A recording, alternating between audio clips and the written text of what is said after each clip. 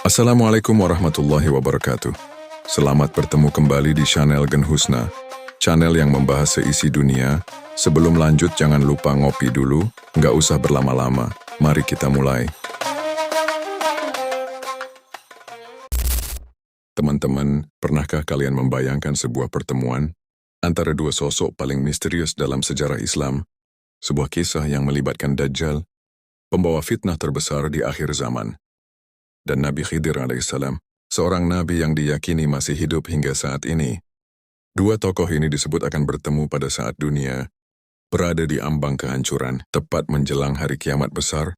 Dajjal adalah sosok yang membawa ujian berat bagi manusia. Sementara Nabi Khidir alaihissalam dikenal sebagai nabi penuh hikmah, yang mana usianya diyakini telah melampaui ribuan tahun. Bahkan lebih dari 6.000 tahun menurut beberapa pendapat. Namun apa yang terjadi ketika keduanya bertemu?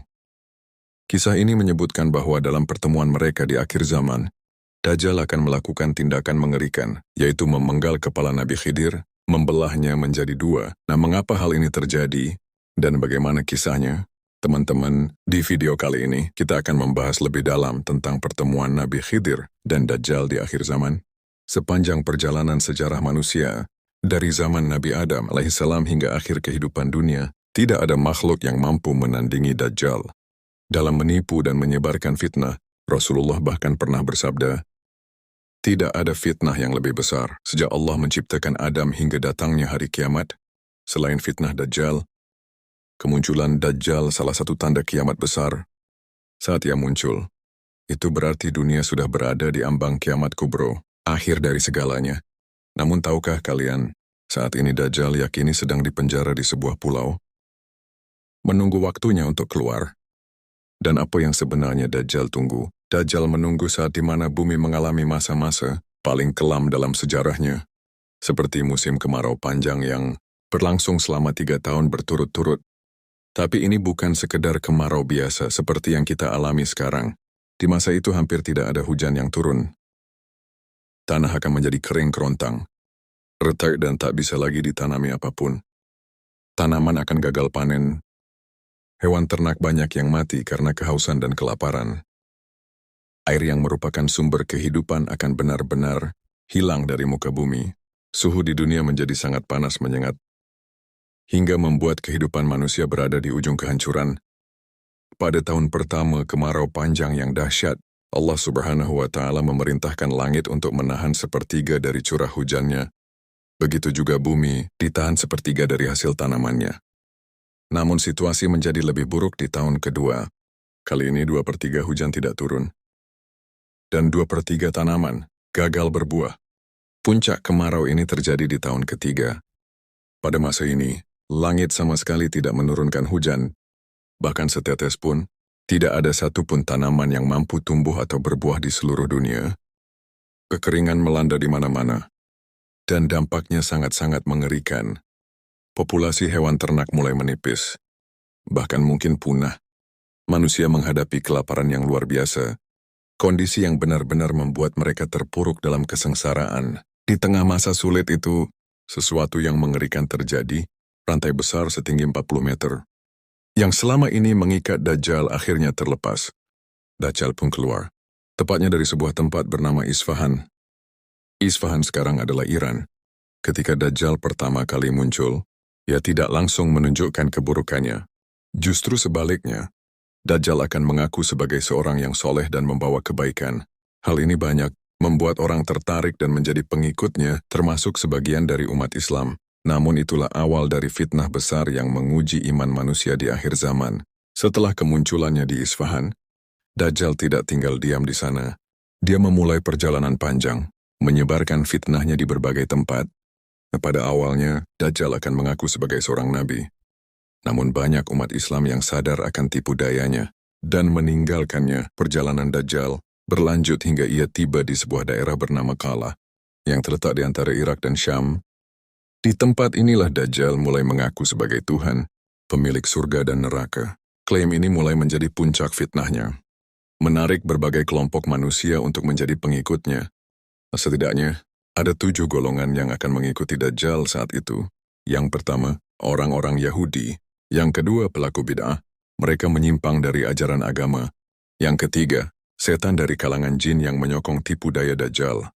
Yang keempat, kaum Khawarij, yaitu kelompok yang mudah mengkafirkan orang lain.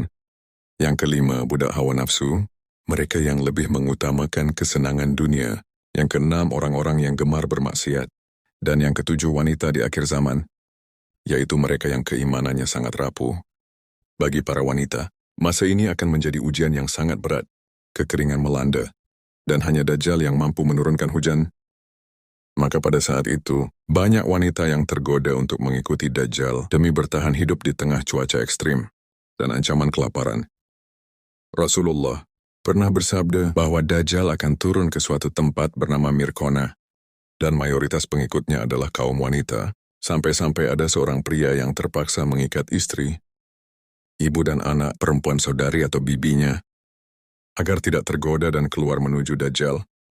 Hal ini disebutkan dalam sebuah hadis yang diriwayatkan oleh Imam Ahmad. Fitnah Dajjal memang luar biasa dahsyatnya. Sangat mengguncang iman manusia dan menguji keteguhan mereka di akhir zaman. Pada masa itu, Dajjal akan sibuk melakukan perjalanan ke berbagai tempat. Dajjal akan menyebarkan fitnahnya dan mencari banyak pengikut. Dikatakan bahwa hampir tidak ada satupun sudut bumi yang tidak dikunjungi oleh Dajjal. Ia akan menelusuri pelosok-pelosok negeri, membawa kebohongan, dan menggoda manusia untuk mengikutinya. Namun, ada dua kota yang dilindungi oleh Allah Subhanahu wa Ta'ala, yaitu kota Mekah dan Madinah. Dajjal dan para pengikutnya tidak akan pernah bisa memasuki kedua kota suci ini. Meskipun mereka mencobanya, Mekah dan Madinah menjadi benteng keimanan di tengah fitnah besar tersebut. Luar biasanya, Dajjal mampu mengelilingi seluruh bumi hanya dalam waktu 40 hari. Kecepatan dan kemampuannya, ini menjadi bagian dari ujian besar bagi umat manusia. Fitnah Dajjal pun mencapai puncaknya hingga pada saat yang telah ditentukan. Kemudian muncullah Nabi Khidir alaihissalam. Nabi Khidir datang untuk membongkar semua tipu daya dan kebohongan Dajjal. Beliau memberikan kesaksian di hadapan umat manusia, menjelaskan siapa Dajjal sebenarnya, dan mengungkap fitnah besar yang dibawanya. Nabi Khidir memperingatkan manusia agar tidak terjerat dalam tipu daya Dajjal. Namun setelah Nabi Khidir memberikan kesaksiannya, Dajjal bertindak dengan penuh kebencian. Ia memenggal kepala Nabi Khidir, kemudian membelahnya menjadi dua. Ini menandai puncak dari kekejamannya di akhir zaman. Peristiwa ini menjadi salah satu tanda besar kehancuran dunia yang semakin dekat setelah melakukan kekejaman itu. Dajjal tidak berhenti di sana. Ia menggunakan momen tersebut untuk memamerkan kekuatannya pada umat manusia, berusaha melemahkan keyakinan mereka terhadap persaksian Nabi Khidir sebelumnya. Dengan kemampuan sihir Dajjal yang luar biasa, Dajjal bahkan melakukan sesuatu yang mengejutkan. Ia menghidupkan kembali Nabi Khidir yang telah ia penggal, dan tubuhnya tercincang. Dengan penuh kesombongan Dajjal berkata kepada kerumunan manusia, "Bukankah kalian telah melihat kekuasaanku sebagai Tuhan?" Mendengar pernyataan itu, banyak orang yang semakin yakin bahwa Dajjal adalah Tuhan yang mereka cari. Fitnahnya membuat pengikutnya lebih percaya diri dan teguh dalam keyakinan sesat mereka. Namun Nabi Khidir dengan tegas menentang klaim Dajjal. Beliau berdiri lagi di hadapan umat manusia dan berkata, "Wahai manusia, ketahuilah apa yang dia lakukan. Ini tidak akan pernah terjadi lagi pada siapapun selain aku." Ucapan ini membuat Dajjal semakin murka. Ia berusaha membungkam Nabi Khidir untuk kedua kalinya, dengan cara yang sama memenggalnya kembali. Namun atas kehendak Allah, semua upaya Dajjal kali ini gagal total. Pedang gergaji atau senjata, apapun yang ia gunakan tidak mampu melukai Nabi Khidir. Setelah Dajjal gagal membunuh Nabi Khidir, ia mencoba cara lain untuk menyingkirkan Nabi Khidir. Dengan penuh kesombongan, Dajjal melempar Nabi Khidir ke dalam apa yang ia klaim sebagai neraka terakhir. Orang-orang yang menyaksikan peristiwa itu benar-benar percaya bahwa Nabi Khidir telah dilemparkan ke dalam neraka. Namun Rasulullah segera meluruskan pemahaman ini. Beliau bersabda, "Sesungguhnya Nabi Khidir dilemparkan bukan ke neraka, melainkan ke surga Allah." Allah SWT memuliakan Nabi Khidir dengan derajat yang tinggi, menjadikannya sebagai seorang syuhada yang agung di sisinya. Peristiwa ini mengguncang keimanan banyak orang. Sebagian besar dari mereka yang menyaksikan langsung kejadian ini akhirnya sadar. Dalam sebuah hadis, Rasulullah bersabda, "Orang ini adalah derajat yang paling dekat denganku dan syuhada yang paling mulia di sisi Tuhan semesta alam." Rasulullah juga menyebutkan bahwa ajal Nabi Khidir ditunda oleh Allah hingga ia menentang Dajjal dan mengingkari Dajjal. Dua kutipan hadis ini diriwayatkan oleh Abu Sa'id Al-Khudri, menjadi bukti betapa agungnya peran Nabi Khidir di akhir zaman. Sebagian orang meyakini bahwa Nabi Khidir telah wafat sejak lama. Namun sebagian ulama lain berpendapat bahwa Nabi Khidir masih hidup dan akan terus hidup hingga hari kiamat tiba. Dalam Sahih Muslim, terdapat sebuah hadis yang mengisahkan tentang pertemuan seorang pria dengan Dajjal di akhir zaman. Saat itu Dajjal tak mampu memasuki kota Madinah, yang dilindungi oleh Allah Subhanahu wa Ta'ala. Kemudian muncul seorang pria yang dikenal sebagai manusia terbaik pada masanya. Ia dengan tegas berkata, "Aku bersaksi bahwa engkau benar-benar Dajjal," yang telah disebutkan oleh Rasulullah. Mendengar itu, Dajjal marah dan berkata, "Jika aku membunuhmu, lalu menghidupkanmu kembali, apakah kalian masih ragu akan kekuasaanku?" Orang-orang di sekitarnya menjawab tidak. Maka Dajjal pun membunuh pria tersebut dan menghidupkannya kembali. Namun saat pria itu kembali hidup, ia dengan lantang berkata, "Aku justru semakin yakin bahwa engkau adalah Dajjal." Merasa dipermalukan, Dajjal berniat untuk membunuh pria itu lagi.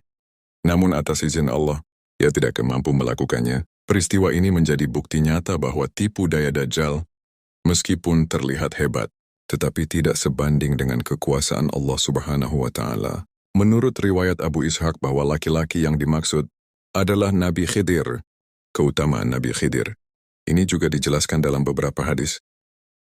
Salah satu kisah penting menyebutkan bahwa saat Rasulullah SAW wafat, seorang lelaki asing datang melayat. Ketika itu Sayyidina Abu Bakar dan Sayyidina Ali bin Abi Thalib mengenali lelaki itu dan berkata, dia adalah saudara Rasulullah, yaitu Khidir. Hal ini tentu memunculkan rasa penasaran. Jika Nabi Khidir masih hidup hingga hari ini, apakah beliau pernah menikah atau memiliki keturunan? Menurut penjelasan para ulama, tidak ada satupun riwayat yang menyebutkan bahwa Nabi Khidir pernah menikah atau memiliki anak. Namun ada yang berpendapat bahwa Nabi Khidir alaihissalam hidup di laut dan sering beribadah di sana. Berdasarkan kisah dalam surah Al-Kahfi, dalam surat tersebut diceritakan pertemuan Nabi Musa dengan Nabi Khidir yang penuh hikmah dan pelajaran mendalam. Selain itu ada juga berbagai kisah dari para wali Allah, orang-orang saleh, dan ulama yang mengaku pernah bertemu dengan Nabi Khidir. Tentu saja teman-teman sebagai umat Islam, kita tidak diwajibkan untuk mempercayai kisah-kisah ini sepenuhnya. Akan tetapi, pendapat tentang Nabi Khidir masih hidup. Ini pendapat yang lemah. Jumhur ulama sepakat bahwasanya Nabi Khidir alaihissalam itu telah wafat. Merujuk pada firman Allah di surah Al-Anbiya ayat ke-34, "Kami tidak menjadikan hidup abadi bagi seorang manusia pun sebelum kamu Muhammad. Maka apabila engkau mati, apakah mereka akan kekal?" Kemudian Rasulullah ketika perang Badar, beliau berdoa, "Ya Allah, jika engkau mengalahkan kelompok Islam yang sedikit ini, maka engkau tidak akan disembah lagi di muka bumi ini." Hadis di atas menunjukkan bahwa Nabi Khidir alaihissalam sudah meninggal dunia. Andai kata beliau masih hidup di waktu itu, maka Rasulullah tidak berkata, "Maka engkau tidak akan disembah lagi di muka bumi ini," karena masih ada orang yang beribadah kepada Allah Subhanahu wa Ta'ala di bumi ini, yaitu Nabi Khidir alaihissalam. Rasulullah juga bersabda, "Lihatlah malam kalian ini, maka sesungguhnya tidak ada seorang pun di atas bumi ini yang tersisa hidup setelah 100 tahun. Dari malam ini, teman-teman, seandainya Nabi Khidir alaihissalam masih hidup di zaman Rasulullah, pasti Nabi Khidir akan datang kepada Rasul Shallallahu Alaihi Wasallam, beriman kepadanya dan mengikutinya, menolong dakwahnya, serta berjihad di bawah tampuk kepemimpinan Rasul Shallallahu Alaihi Wasallam." Yang yakin Nabi Khidir masih hidup? Coba teman-teman komentar di bawah. Jadi itulah sepenggal kisah tentang pertemuan Nabi Khidir alaihissalam dengan Dajjal, yang konon ini terjadi di akhir zaman. Sebuah peristiwa yang penuh misteri dan hikmah, mengingatkan kita akan kebesaran Allah Subhanahu wa Ta'ala, dan pentingnya terus memperkuat iman dalam menghadapi segala ujian termasuk fitnah terbesar menjelang hari kiamat. Semoga kisah ini memberikan manfaat dan menambah wawasan kita. Assalamualaikum warahmatullahi wabarakatuh.